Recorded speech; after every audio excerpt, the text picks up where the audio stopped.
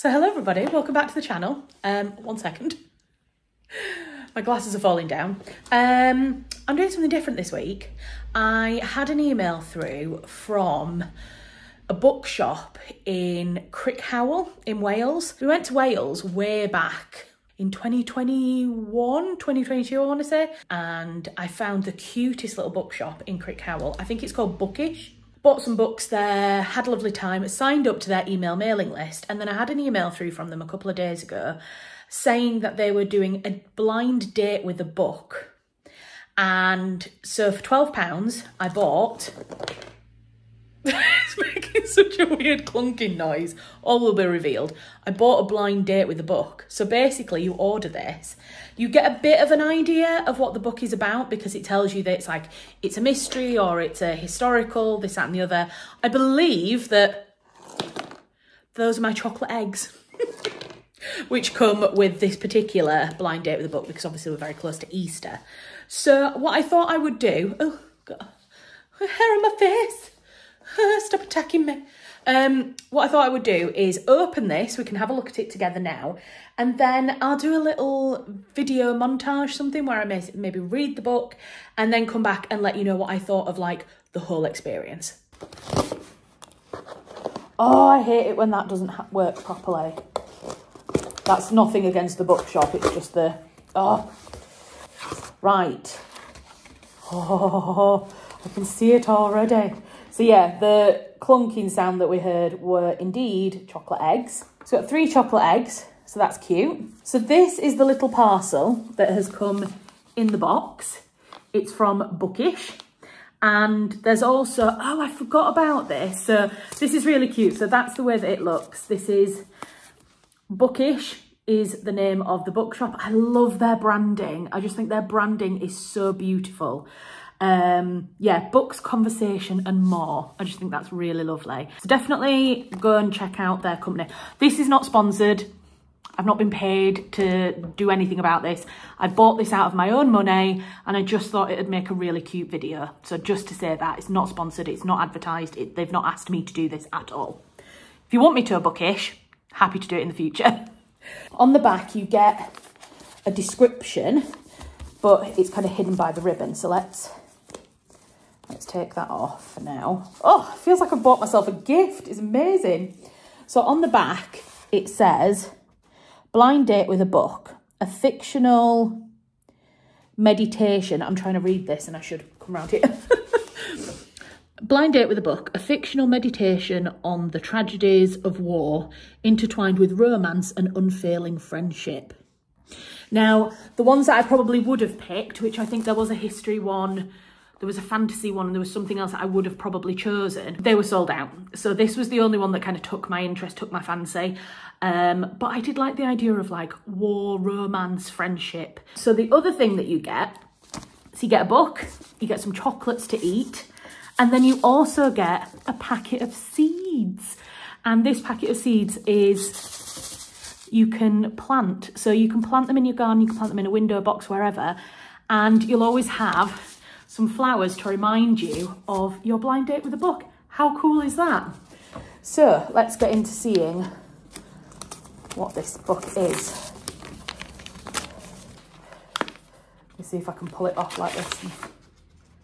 Ooh, In Memoriam by Alice Wynne.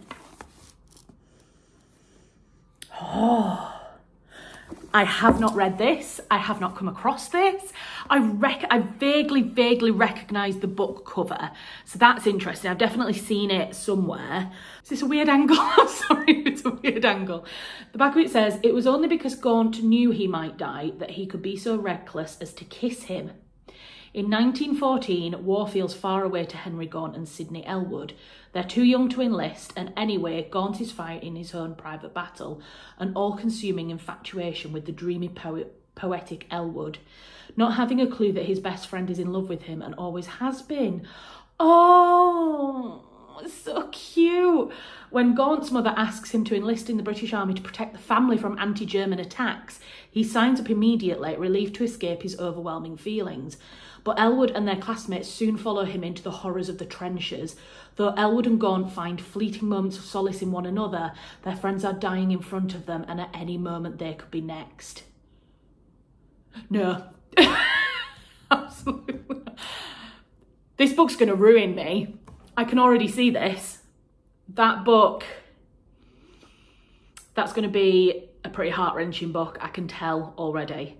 That sounds incredible. I would never have picked this up. Not because, hold on, I need to stand up, I'm hurting my back. I don't think I would have picked this up myself off a bookshelf. I'm getting too excited. Off a bookshelf, because I don't really read a lot of kind of modern historical fiction. I tend to read things that are kind of a lot older in terms of time period. I love the fact that it's a gay relationship, so there's obviously going to be discussions around what it means for a man to have been gay during the wartime and during this period in British history. Oh, I think it's going to be great. Right, so that's my kind of raw reaction. Like I say, I'm really glad that it's a book that hasn't ever been on my radar, because I feel like this is going to be a completely unbiased reading. I best get started, hadn't I? So I think what I'll do is I will film myself reading it a bit. I would love to plant the seeds as well as part of this video. It'd be really nice to have a little bit of time to plant these at the exact same time as I'm reading the books. I feel like that's how you have to do it, isn't it, really? So yeah, I'll check back in with you in a bit.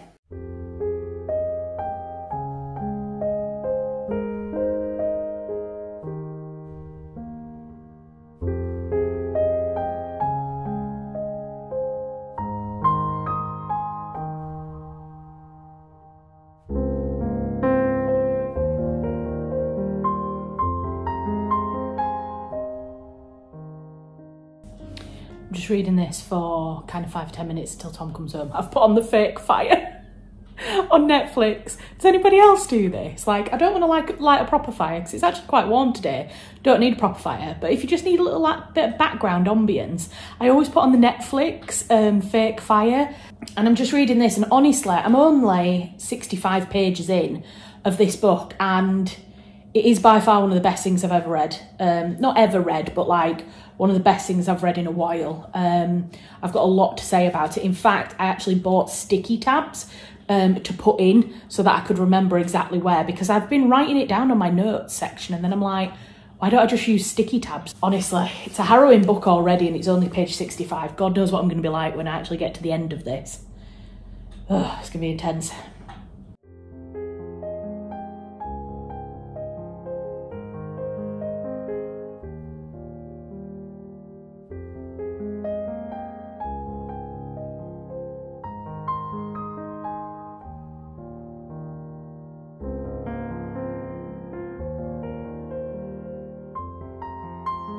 Hello guys, so it's been a few weeks. I was going to say months, I don't think it's quite been months, but it's definitely been several weeks since I read In Memoriam, and I've been waiting to plant the seeds that came with the whole blind date with the book until we moved house, because I really want to watch these seeds grow into flowers, and I thought there's no point in planting them in a house that we're then going to be moving out of. So I've been waiting until we move house, and I finally got a weekend when we've not got anything on. The weather is okay, so I'm going to do it. I'm going to plant the seeds, and then after we've done that, we're going to talk about the book and what I thought of the book. So we're going to plant the seeds, and maybe actually while I am planting and doing the garden and this, that and the other, I'll do a voiceover about the book. We'll see.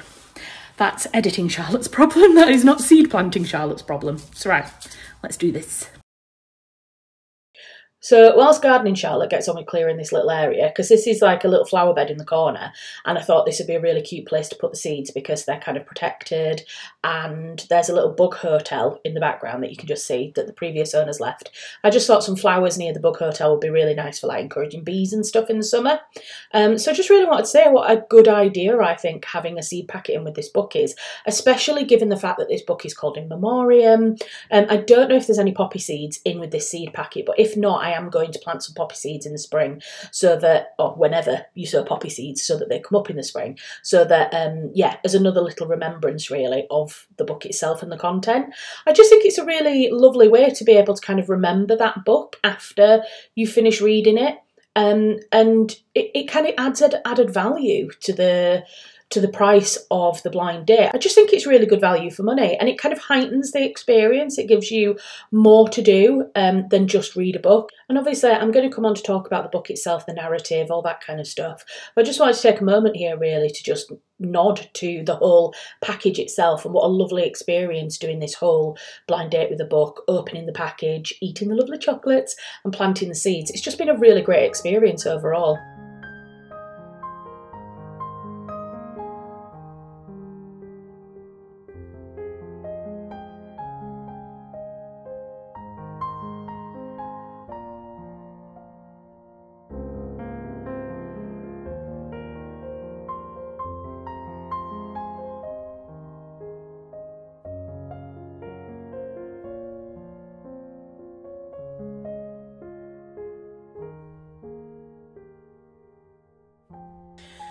Right, so I'm now back inside. I've planted the seeds. It's turned into a bit of a grey, miserly day, unfortunately, so the lighting's not brilliant, but anyway.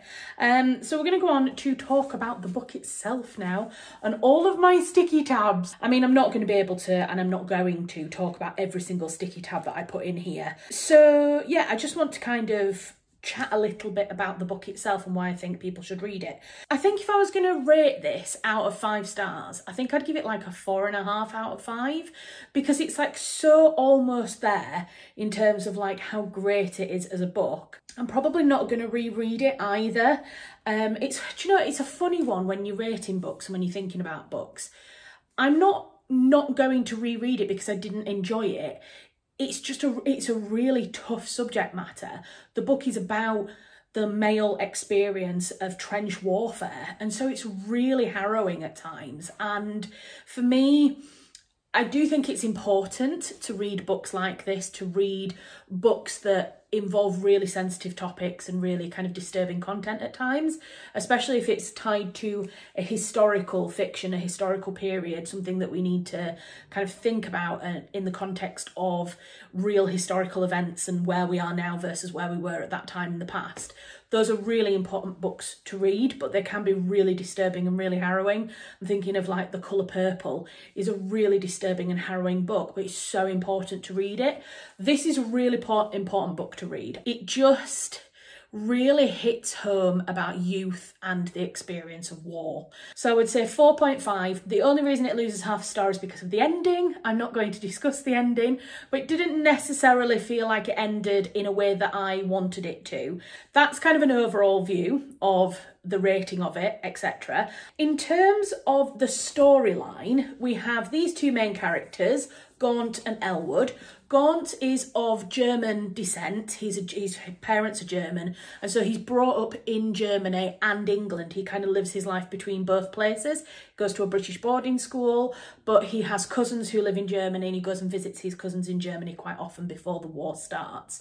He's a really interesting character just to start with, and he's drawn into the war because, being of German descent, his mother and his sister are getting a lot of abuse and a lot of questions as to their loyalty. Are you spies? Are you really, are you really on the British side? And so his mother asks Gaunt to enlist so that he can kind of prove that they are not spies, that they are on the British side. So he ends up actually leaving school to go and enlist in the army and is sent to the front. Elwood is left at school, but he joins Gaunt at the front much later on.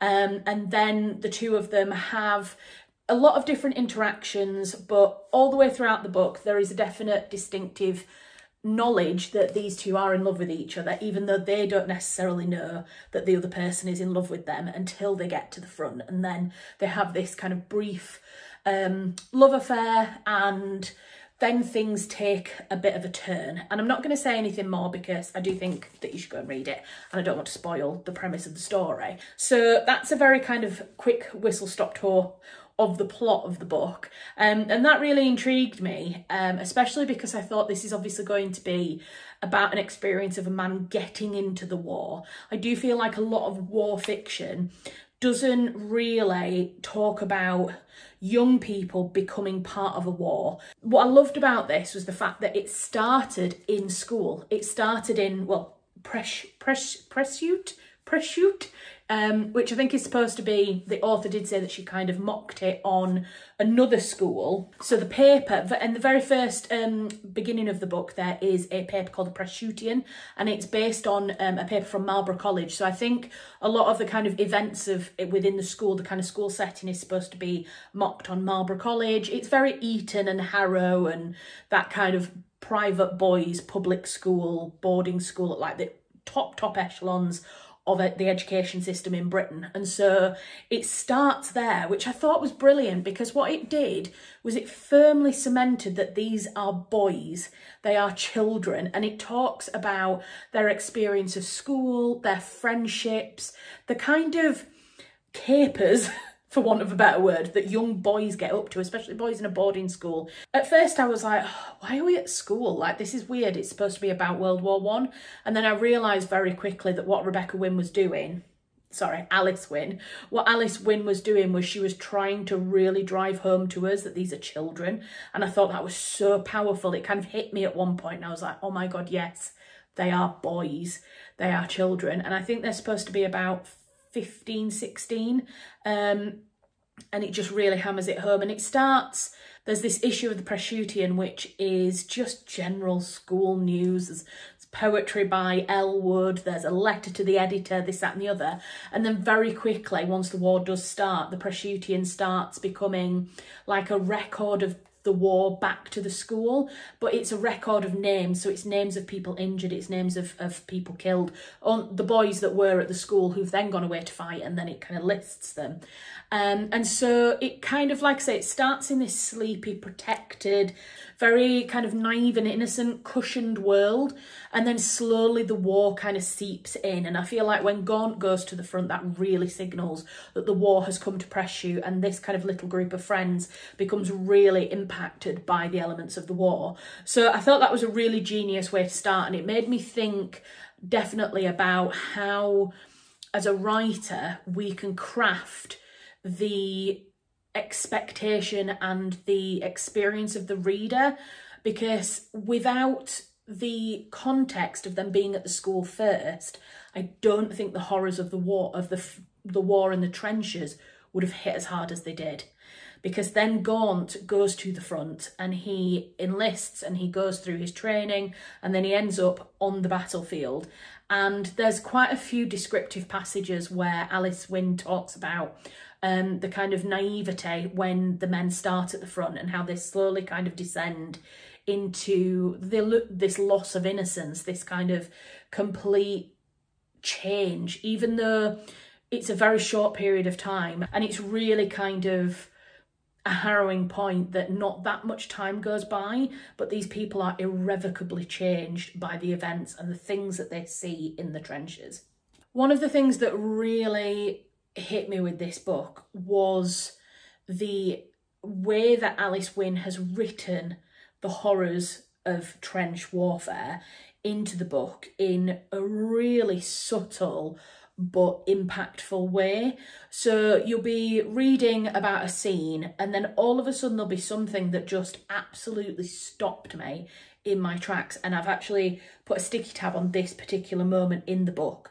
At this point, Gaunt has been at the front for quite a while, and Elwood has only just got to the front. I think they've been playing a game of cards, and Gaunt's really struggling, and Elwood, he's actually just burst into tears. He's burst into tears, and Elwood goes to touch him, to either touch his shoulder or touch his hand, and Gaunt flies off the handle. They kind of have this argument, and Elwood leaves the dugout that they're in, and he says, Elwood fled up the stairs. A rotting hand had popped out of the trench wall that morning, and Elwood watched as a private stopped and shook it. Good afternoon, the man said in an exaggerated posh accent. He didn't seem to know anyone was watching him. Very fine weather we're having.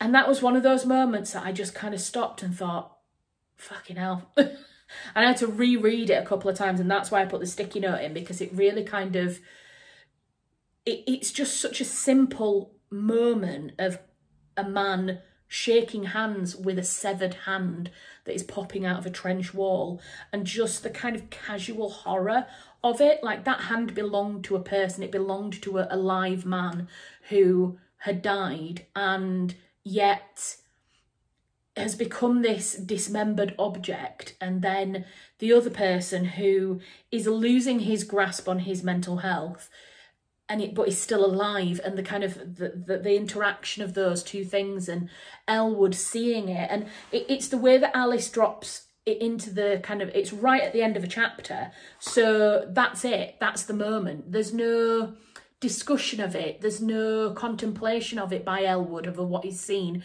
and it's that, how those kind of moments that would deeply, deeply affect someone for the rest of their life, if they only saw that one moment, become so commonplace that these men were just going, oh yeah, there you go, there's so-and-so shaking hands with the dead person.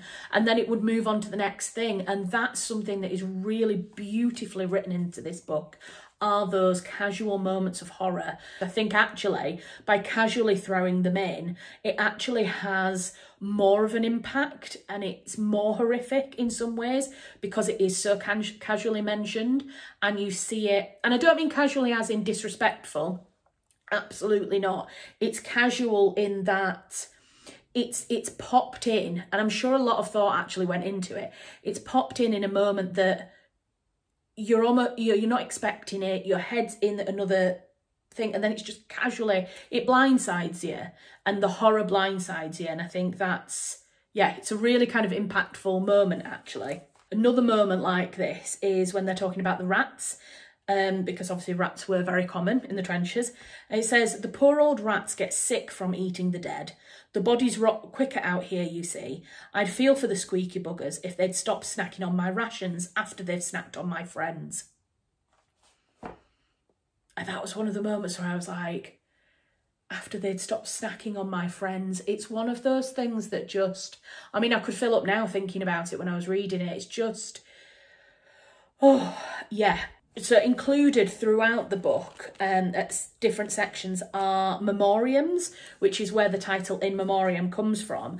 And they're basically, like I said, this Presbyterian newspaper that the school creates. It's after somebody's been killed in action, a memoriam is written about them, about their life, and about how they died.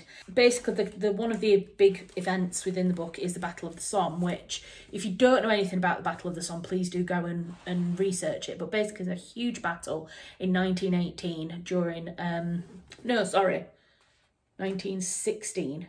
It was the 1st of July 1916 was the Battle of the Somme, and they were basically told to get up out of the trench and walk towards the German line, not to run.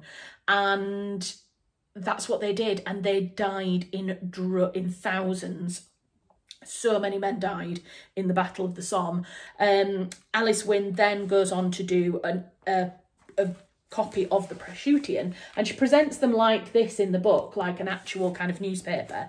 After that, there is, after the lists, which the lists go on for like 2 pages, there are 3 pages of these in memoriams, and they are basically little pieces written about the men who have died. Alice Wynne says at the end of the book, I think there's, how many are there? So there were 29 people in the Presbyterian after the Battle of Somme from the school who had either been killed in action or died of their wounds after the battle. And Rebecca Wynne says right at the end of the book, and this is another place where I ended up putting a tab, she said, to ensure that the in memoriams of previously unintroduced characters after the Battle of the Somme felt real and poignant, I wrote them about my friends. I can't even imagine how hard that must have been as a writer. I mean, it means that they're authentic. They have that emotional writing style because they are written from the heart, from her heart, about her friends. And I'll read one in just a minute. But I just thought, gosh, that's so difficult. And then I read her next sentence. And she said, I had planned to write as many in memoriams as there were dead. So that number that I've just said, 23 or whatever. But I found the exercise too disturbing to continue. I can only imagine how disturbing that was. And to be honest, it was disturbing as a reader. But then when I read that at the end about it being written about her friends and about the fact that she had intended to write them for all of the dead, but just found it too disturbing, I think really speaks to how horrible it must have been for those people who were writing these in memoriams to do, and just how many there were. So I think one of the things that I really love about this book, and I think is why this book is so beautifully unique, is the fact that it's a war narrative centred around a gay relationship. I think at this time, you know, in the First World War, 1914 to 1918, being gay was illegal. One of the misconceptions we have is that because it was illegal at the time, there was absolutely no tolerance for it at all. And I think that's probably a very naive way of thinking, because I'm born in the late 80s, so gay marriage has only been around in kind of the latter half of my life. And yet in the first half of my life, I still believed that gay marriage should be allowed. I was very supportive of the gay community being able to marry. And so even though it was illegal to be gay at this time, there would have still been people around, and people who were, if not only sympathetic and open-minded, people who believed that gay people should have the same rights, even at this time. It wasn't as clear-cut as people like to think. I think that's one thing that Alice Wynn's book really does show very beautifully, is that it is a much more nuanced experience. And so even being very young, there is discussions at the private school, at the boarding school that they're all at, about being gay, or whether it was just experimentation at school. There's a lot of denial, definitely for Gaunt at first, in the first half of the book. Elwood, I think, is a lot more openly queer in his behaviour, but even though he's not actually out, a lot of his friends, I think, know that he is gay at the time and are accepting. And that's something that is beautifully written throughout the book. And I thought it was just really lovely to have a love story at the heart of such a brutal and horrendous time in British history, to be able to see something soft and gentle and vulnerable in the midst of these men who were rapidly losing grip on humanity and reality. So I will leave that there. I'm not going to talk about the second half of the book, because I think you should go and read it. This is overall has been so much fun. I have loved doing a blind date with a book. I've really enjoyed it. I highly recommend it.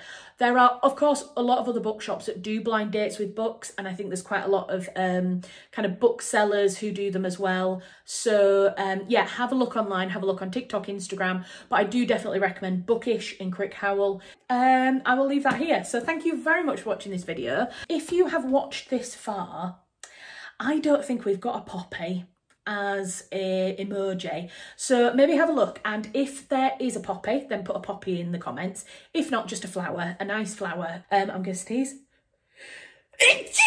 Thank you very much for watching this video. If you've not already, please do subscribe to my channel. Also like the video, comment on the video if you're already subscribed and you want to show your support.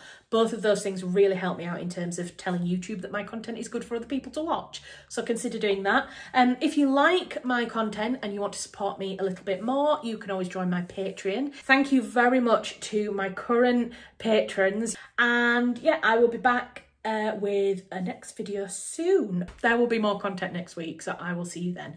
Thank you very much for watching. Take care, and I will see you soon. Bye.